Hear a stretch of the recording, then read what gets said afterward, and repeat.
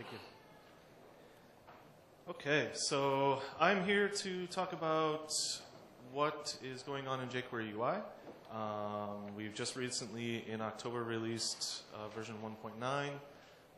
So we'll talk about that, and then we'll talk a little bit about what is coming in the near future. So just a quick little intro. Obviously, that's me. I'm a senior software engineer at Red Hat, where I am working on the AeroGear team. AeroGear is about mobile development, helping enterprise mobile developers do things like offline access and data synchronization for all different types of mobile, from mobile web to hybrid applications with Cordova, Android, iOS, things like that. So I'm also a team member on the jQuery UI team, and the best way to ask me any questions after the conference or get a hold of me if you just want to talk is you can ping me on Twitter. That's my handle on Twitter. So, 1.9, finally. After about 2.5 years of 1.8, 24-point releases and over 500 bugs fixed, we released 1.9 in October. Just to kind of give you a little visual on the ticket activity over that time frame, this is about the last 1,000 days, which is close to that time frame. You can see there was this somewhat of a trend of new tickets climbing, but every once in a while we would get a nice drop in the number of open tickets. One thing you might notice is actually at the very end of that graph, there's a steep dive in the number of tickets. That's actually been since the 1.9 release. We've actually had a few people spending a lot of time triaging our tickets, fixing bugs, getting rid of invalid tickets, things like that. So just a little bit of detail on that. So since the release, we've closed more than 450 tickets. More than 130 of those have been bug fixes, but 75% of those have been by these 5 people. So I just wanted to call them out quickly to thank them. So Mike Shrove, Scott Gonzalez, TJ Van Tol, David Peterson, and Jorn Zephyr. And specifically Mike Shrove, he's been doing a great job going through our tickets. He closed 30% of those tickets by himself. So to Mike and the rest of them, thank you.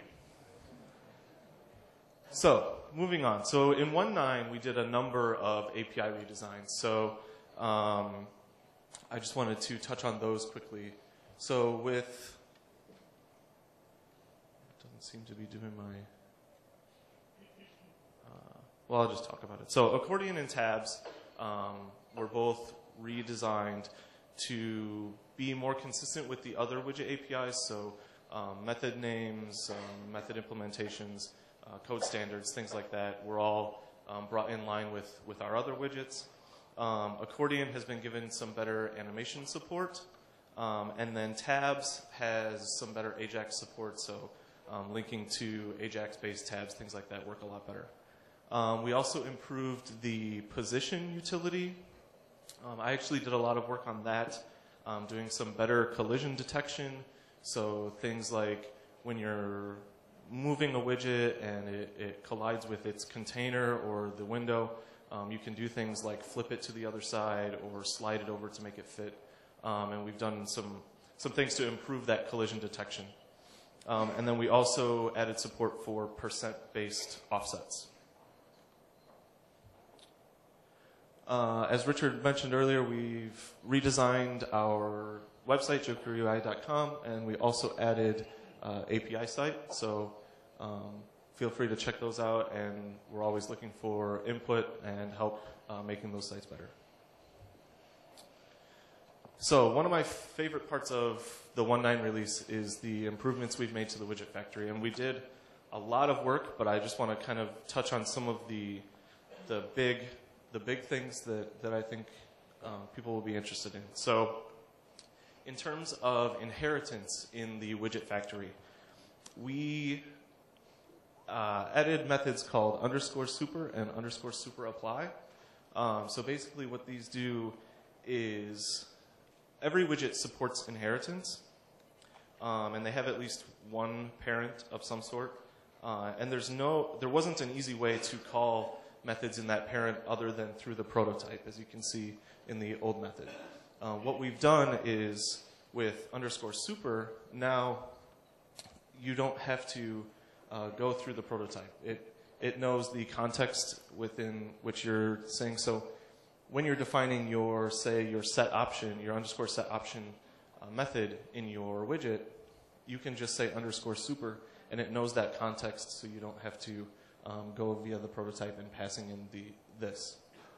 And then the same thing for super apply, only instead of passing the arguments individually, as in with apply, you just pass the array of arguments.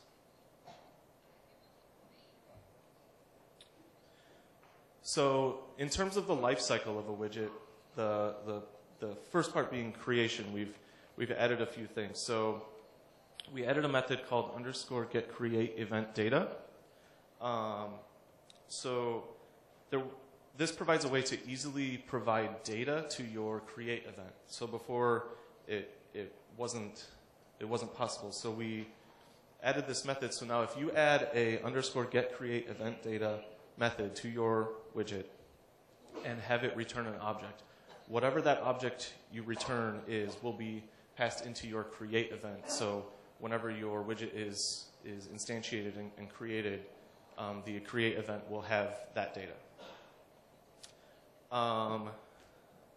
We added the default element, so you can create a widget without specifying an element in the DOM to use. By default, it's a div, and it applies the widget to the div.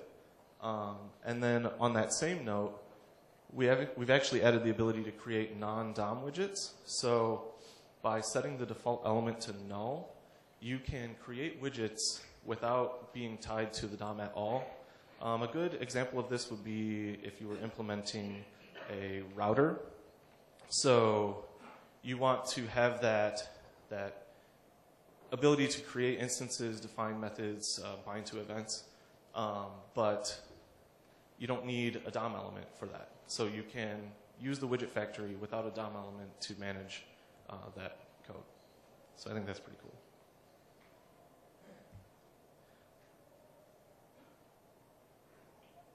So continuing in the lifecycle of a widget. So at times you may want to redefine a widget or portions of a widget. So you used to have to modify the prototype, as you can see in the old code sample, the first code sample there.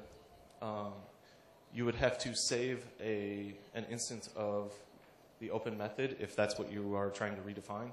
You would have to save that and then redefine it, and then within your redefinition call it. But now, by passing in the same name and the existing constructor for that widget, and then using the new _super method, you can do all of that without manipulating the DOM. Or I'm sorry, the prototype. I said DOM, but I meant prototype. All right, and so then finishing sort of the life cycle of a widget, we have destroy, so the destruction of a widget. So _destroy, now it's a similar thing. We don't have to call the base widgets destroy method. Now the base widgets destroy method will call _destroy. So if you add an _destroy method to your widget, when somewhere in your code you destroy your widget, it will automatically call that _destroy for you and perform your widget specific cleanup for you. Okay. So a few other quick notable changes in 1.9. Yeah, this isn't working either. So we added _show and _hide, which standardize showing and hiding effects across widgets. So we can use those in all of the widgets now to sort of standardize the way that we're handling those effects.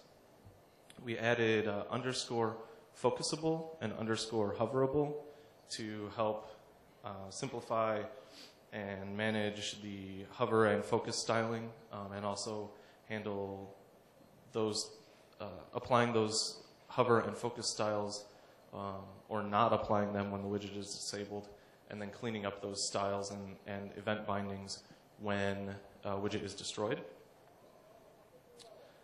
We added _on and _off to simplify event binding and unbinding across widgets, and to be able to better handle namespacing, and they also support event delegation.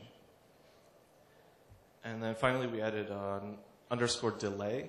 So it's much similar to set timeout, but it maintains the context of the this variable. So you don't, you can, if you use _delay within your widget, it knows that this within the function that you pass to delay is the widget, the plugin instance.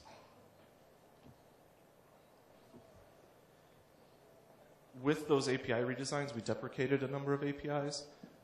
So to easily be able to test when you'll be ready for 110, because in 110 we will remove those deprecated APIs from the source, you can use this little code snippet here in your project. So you include jQuery, then you set the $.UI backcompat to false, then you include jQuery UI. And what that will do is, you do this with 1.9, and what that will do is it will turn off those deprecated APIs in 1.9 so that you can see if your code will work with 110 when we remove those. So that was 1.9.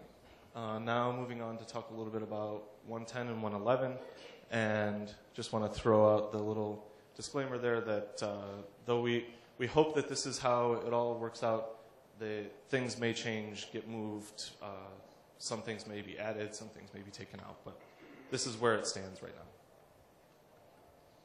So 110 and 111, we are focusing on stability of the code base, extensibility, and also accessibility.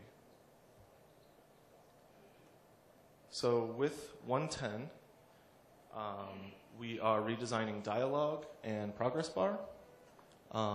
They are both getting accessibility reviews and updates to make them fully accessible. We are making sure that they both have a full test suite, unit tests, visual tests, to make sure that all of the source has been tested. Obviously a number of bug fixes. And then progress bar is getting the addition of an indeterminate progress bar, which basically what that is adding is just a way to show that what you're working on is working. It'll have an animated look to it, but you don't know the exact progress yet. But then when you do know the progress, it will be updatable so that you can turn it into a determinate progress bar. So that is what's happening with those. In 110, we're hoping to add these two new widgets, menu bar and select menu. So in 1.9, one of the new widgets was menu. And so these two widgets will be built on top of menu. Menu bar obviously giving you that sort of menu bar that you're used to in applications, like you can use it to do something like a file edit, things like that.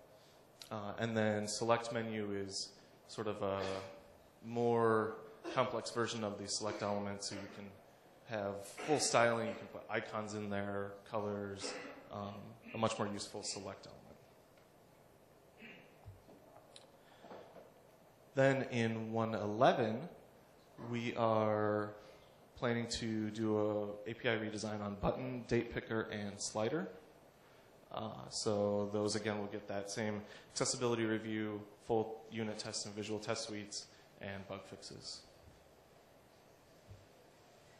And then the new widgets for 1.11 will be mask and time picker.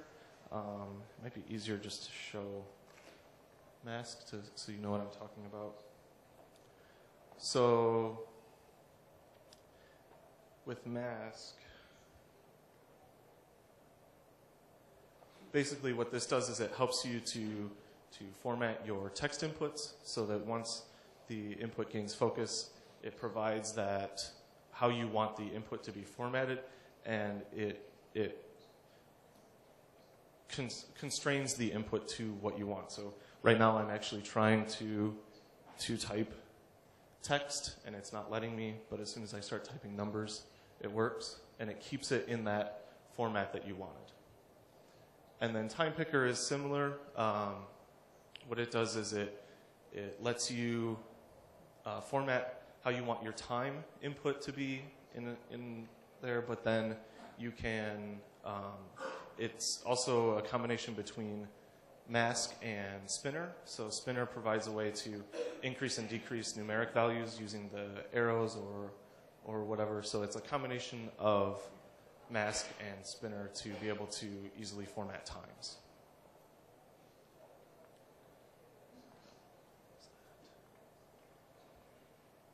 Okay.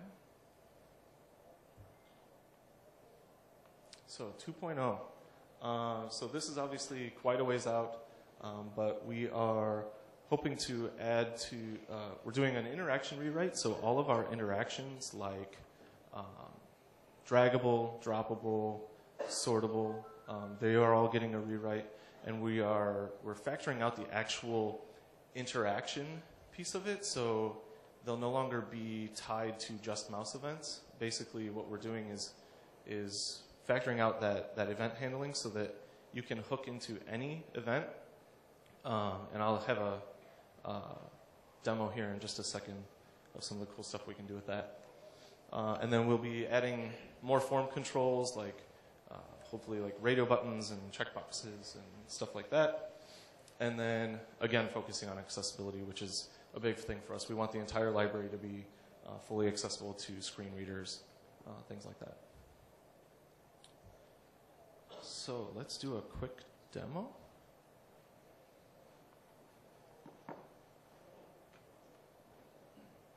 I'm actually going really fast. Hopefully not too fast. Okay, so what I want to do is demonstrate kind of what we're doing with these interactions. So right now in jQuery UI, if you were so this is the droppable demo. So it has a draggable and a droppable.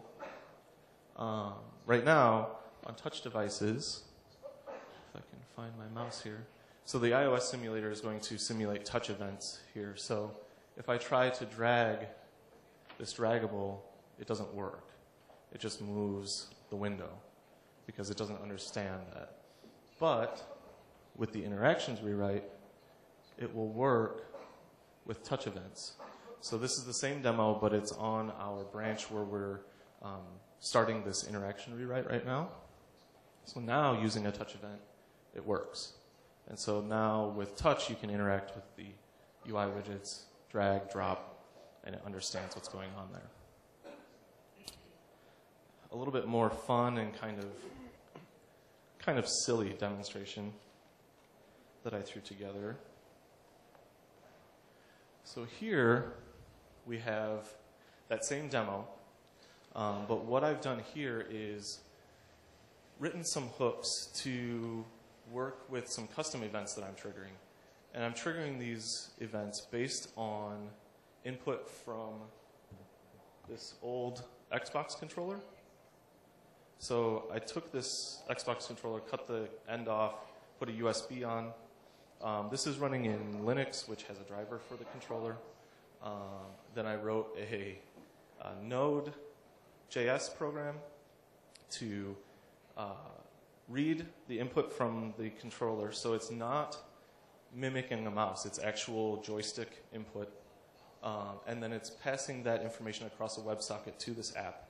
And then within this app, I wrote custom hooks, which you'll be able to do with your interactions with 2.0 to catch the custom events and then make it work. So it's a little jumpy, but now I can when I push the A button on this controller,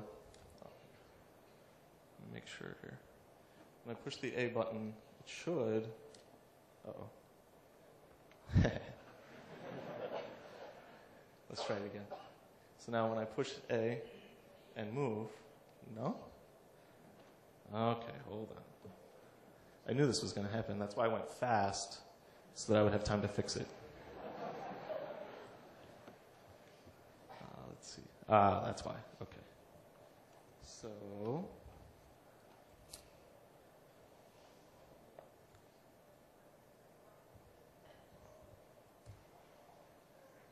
Oops. It's okay. It's okay. Okay. And then. So basically what I'm having to do here is that's starting the joystick driver. This is starting my Node.js program to listen for the joystick events, and it opens a socket to the application. And now we refresh the application. And everyone cross your fingers. Push the A button. Use the joystick. Hey! And it works.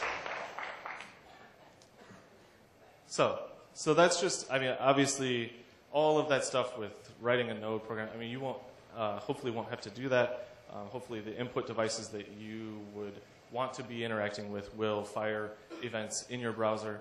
I was trying to use, some of the browsers have started implementing the Gamepad API, but I believe this old controller, it just wasn't recognized by that API in those browsers, so that's why I had to do all of that crazy server-side stuff. But that's what we're hoping is so that any input, it doesn't matter what it is, if it emits an event in your browser, you can hook into it and interact with jQuery UI's widgets.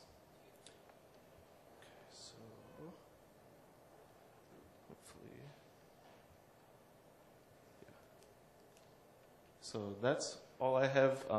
My slides are available on my website, so you can go. And there was a lot of links to demos and things like that, so that's there. So if anyone has any questions.